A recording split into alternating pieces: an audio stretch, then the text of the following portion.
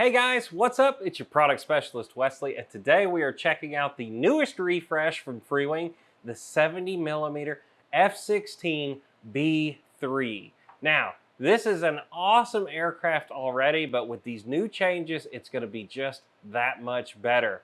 So today we're going to be going over the assembly of the aircraft, then we'll be getting it out to the field soon to fly it. But without further ado, let's get down to some tech specs and check out what comes in this airplane.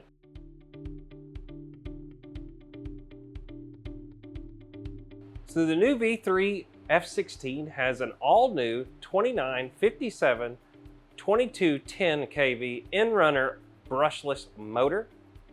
It also has a 12-bladed ducted fan. This model also includes the all-new 80 amp reversing brushless ESC from here at Freewing.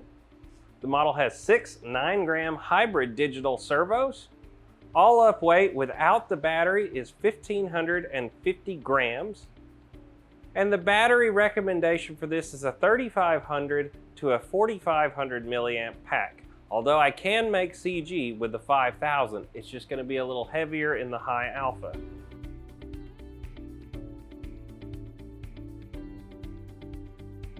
Hey, so now it's time to get the airplane unboxed. Now, of course, you can see it here, but if you want to actually experience the full unboxing, we did it live here on Motion RC. We'll have that video linked up above for you if you're interested in watching that full thing.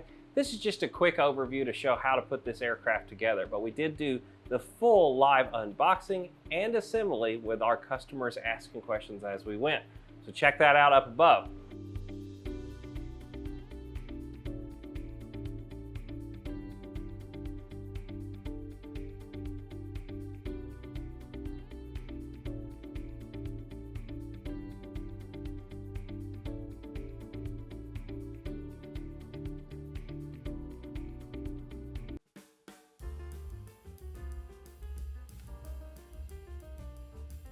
Now that you have your model on the table, the first thing we're going to do is go on and glue on the aft section of the fuselage.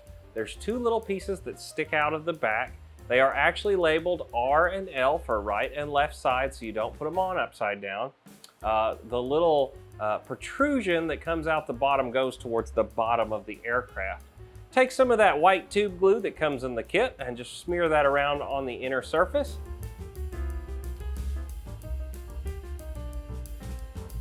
Then push the two pieces together and pull them back apart until the glue comes to being stringy. Once it does, put that in there the final time and let it set for about 10 minutes.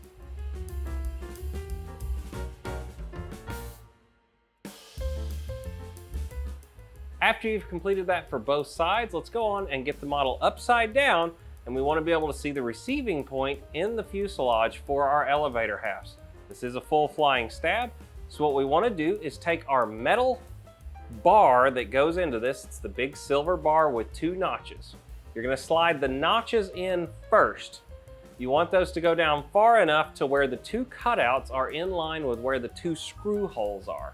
Once you get that in the correct space, you're going to take 2 of your 2mm screws. They're all the same for this kit except for the 1.5 that goes into the collar of the elevator. You'll notice it's way different than the rest of the screws.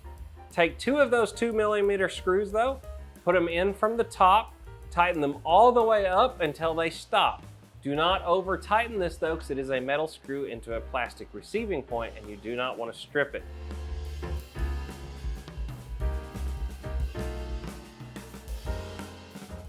Once that's tightened up, we're going to slide our elevator half on using the little collar that I was talking about with that 1.5mm screw.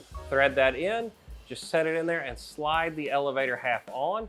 Once you get it to where they're touching, you can just go on and wiggle it the rest of the way onto it.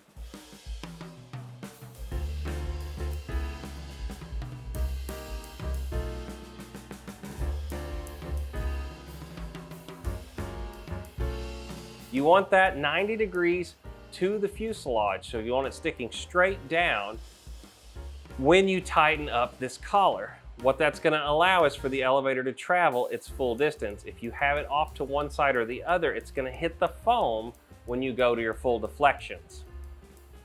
After you've tightened that up, your elevators are installed, You can now flip the model over and either using a servo centerer or go on and put your receiver in at this point and turn the model on to make sure your servos are centered before installing the control push rods. The control push rods go into the outermost hole of the control horn, then go back and simply click in. I did find that I want to have the elevator front section lined up with the mold line of the fuselage. That's where I'm going to start out for my maiden. I will update you guys at the time of making my flights if I change that, but this should be a very good starting point using the book CG. After that, while we're down here on the bottom, I went on ahead and installed my ventral fins. Just remember the taller portion of the ventral fins goes towards the front, the shorter goes towards the back. Take 2 of your 2mm screws and go on and install that onto the tail section of your F-16. After you've done that, I went on to my wings next. It's as simple as sliding your carbon spar in, then taking your wing half and sliding it onto the carbon spar. Pull out your servo connector and make sure you line up yellow to yellow, black to black, then push them together. You'll notice there's a servo saver built into this. Make sure that snaps around the end of it to keep that servo wire from ever coming out. After you've done that, go on and push it into the wing and then close the gap of the wing to the fuselage.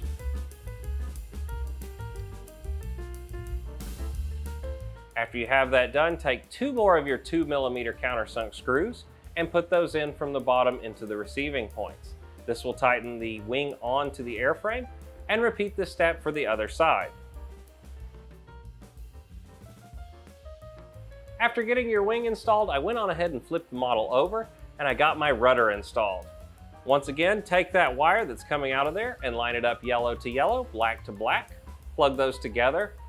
Then make sure you put the wire down into the channel to where the rudder isn't going to pinch the wire between the rudder and the fuselage of the airplane. Once you've done that, go on and slide the rudder all the way down into the fuselage. You should not have to force this. It should go in very easily. Take your time at this part because if it's misaligned just a little bit, it won't go down. Once you have that setting flush with your fuselage, go on and take 4 more of your countersunk screws and you're going to go on and install those 2mm screws into the receiving points.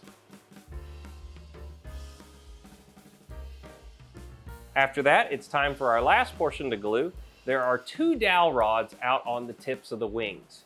I just pressure fit mine in there. They're so tight that I don't think I need glue for this, but if you'd like to, you can go on and put some on here. And then take your missile rails and add a little bit of glue, and same as on the tail, we're going to put them on, take them off, let them set up until they get sticky, and then leave them alone for about 10 minutes before we move the model. We don't want to jostle it and knock them off.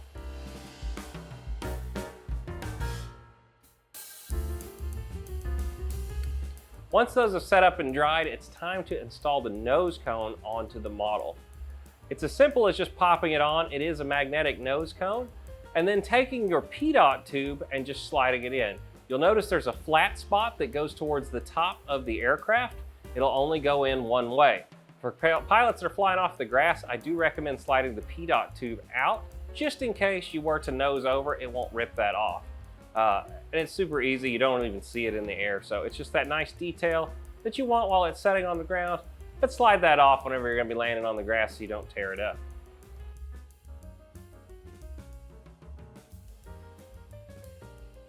All right, pilots, that completes the assembly of our X-16.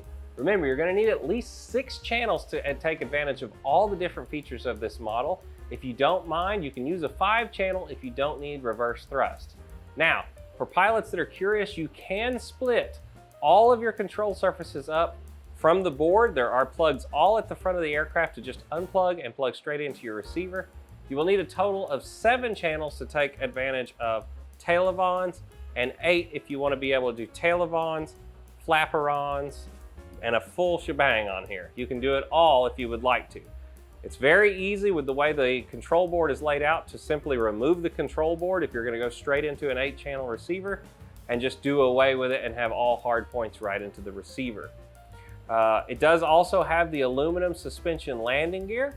It is a very nice feature of this aircraft that really upgrades it and makes it premium. That was the same gear that we used on version 2, but it differentiates from version 1 where it had the plastic gear.